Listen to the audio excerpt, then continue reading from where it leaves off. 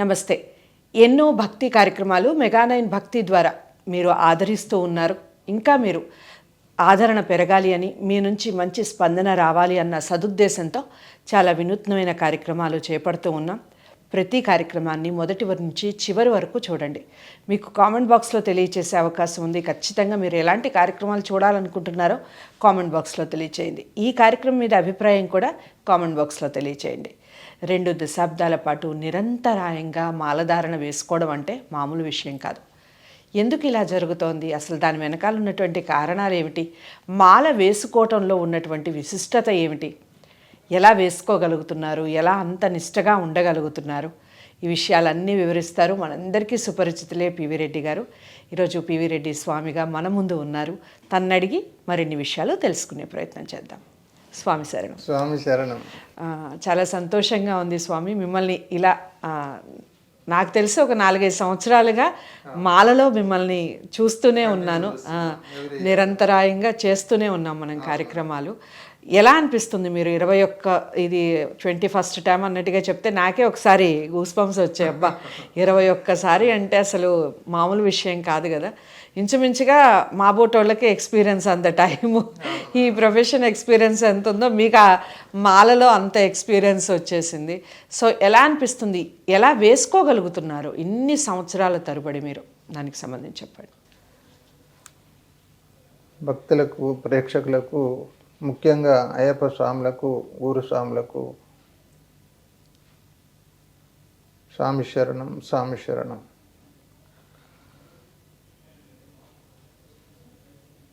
నేను మొట్టమొదటిసారి అయ్యప్ప స్వామి సన్నిధానానికి సివిల్లో పోవడం జరిగింది మేడం. సివిల్లో మనం ఎప్పుడైతే అయ్యప్ప స్వామి దర్శనం చేసుకున్నామో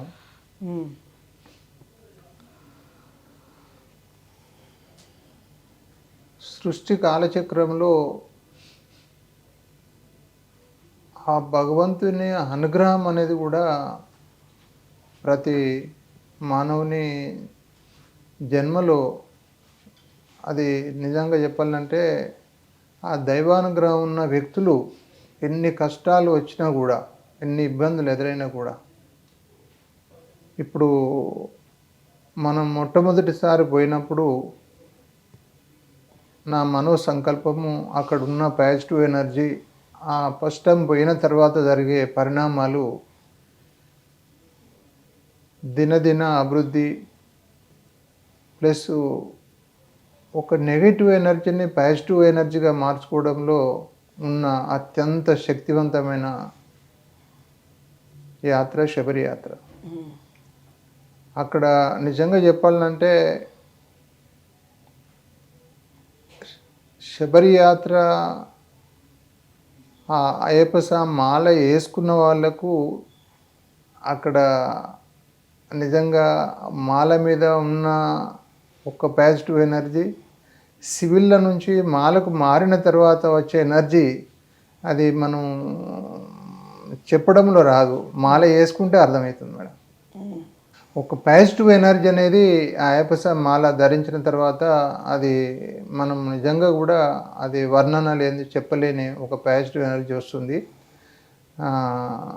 భక్తులకు నిజంగా అయ్యప్ప స్వామిలకు కూడా చాలామంది, నాకు తెలిసి ఇన్ని సంవత్సరాల నుంచి నేను అయ్యప్ప స్వామి మాల వేసుకోవడం 21 సారి సార్ మేడం. ఇప్పుడు వేసుకోవడం 21 సారి.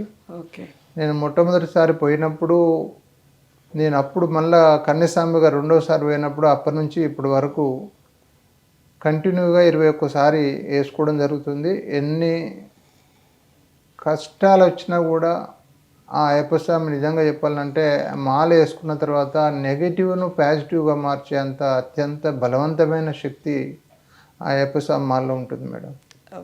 నిజంగా చెప్పాలంటే భగవంతుడు సాక్షాత్తు ఒక పసిపాపను కదా మనం ఎత్తుకున్నట్టుగా మనకు ఒక భావన, ఒక చిన్న కిడ్ని మనం ఎట్లయితే ఉయ్యాలేసి లాలపాటలు పాడుకుంటూ ఉగన్నం పెట్టుకుంటూ మనం ఎలా అయితే పెంచి పోషిస్తామో, మాల మీద అయ్యప్ప స్వామి ఒక వైబ్రేషన్స్, అద్భుతమైన మాయాశక్తులు ఆ అయ్యప్ప స్వామి వెంటాడతాయని నేను 100% అనుభవపూర్వతో చెప్తున్నా మేడం. ఓకే. మనం శబరి యాత్ర ప్రయాణంలో శబరి కొండల ప్రయాణంలో ప్రారంభంలో మనం ఆ ఎర్మేలి దర్శనం ప్రారంభం నుంచి పంబ నుంచి మనం పులిమేడ, మనం ఇంకా పెద్దపాదం, పులిమేడ కూడా 3 సార్లు పోవడం జరిగింది. ఓకే. పులిమేడ నుంచి కూడా జ్యోతి దర్శనం చేసుకోవడం జరిగింది. పెద్దపాదం కూడా ఫస్ట్ టైం పెద్దపాదము నాన్ స్టాప్ పోవడం జరిగింది మేడం. యాక్చువల్గా అయ్యప్ప స్వామి మాల కనుక మనము ఒకసారి వేసుకుంటే ఆ ఎనర్జీ మనకు ఎట్లుంటుందంటే జీవితకాలము మనం కాలు రెక్కలు ఉన్నంత వరకు, మన దేహం ఉన్నంత వరకు అయ్యప్ప స్వామి మాల వేసుకొని పోవాలన్న మనోసంకల్ప బలం అక్కడ మనకు వస్తుంది. మనకు యాక్చువల్గా ఎన్ని కష్టాలు అన్నది కాదు, ఎన్ని సుఖాలు అన్న సంకల్పం తప్ప కష్టాలు అనేది ఈ మాల వేసుకున్న వాళ్ళకు అవుపడాయి. ఒక నెగిటివ్ను పాజిటివ్గా మార్చే శక్తి అయ్యప్ప స్వామి మాలలో మాత్రం తప్పనిసరిది అయ్యప్ప స్వామి జీవిత చరిత్రలోనే ఉంది మేడం. ఎవరైతే నా దర్శనానికి, నా సన్నిధానానికి వస్తారో వాళ్ళు నల్లని దుస్తులు వేసుకొని, నేను ఇప్పటికి కూడా 21 సారైనా నల్లని దుస్తులు వేసుకోవడం గల కారణం ఏంటంటే, చాలామంది ఎర్రని వస్త్రాలు ధరిస్తారు గురుస్వాములు. ఈ నల్లని దుస్తుల్లో ఉన్న పవిత్రత ఇంకా ఎందులో లేదు. ఇందులో అయ్యప్ప స్వామి ఆ శనీశ్వరుని మధ్యన సంభాషణ, ఎవరైతే నల్లని దుస్తులు వేసుకొని ఎవ్రీ ఇయర్ నా దర్శనకు వస్తారో 41 రోజు మండల కాలం సంపూర్ణంగా వాళ్ళు పూజలు చేస్తూ నా దర్శనానికి ఎవరైతే వస్తారో వాళ్ళు సంవత్సర కాలం పాటు ఆ శనీశ్వరుడు కూడా దగ్గరికి రాడు, శనీశ్వరుడు కూడా దీవిస్తాడు.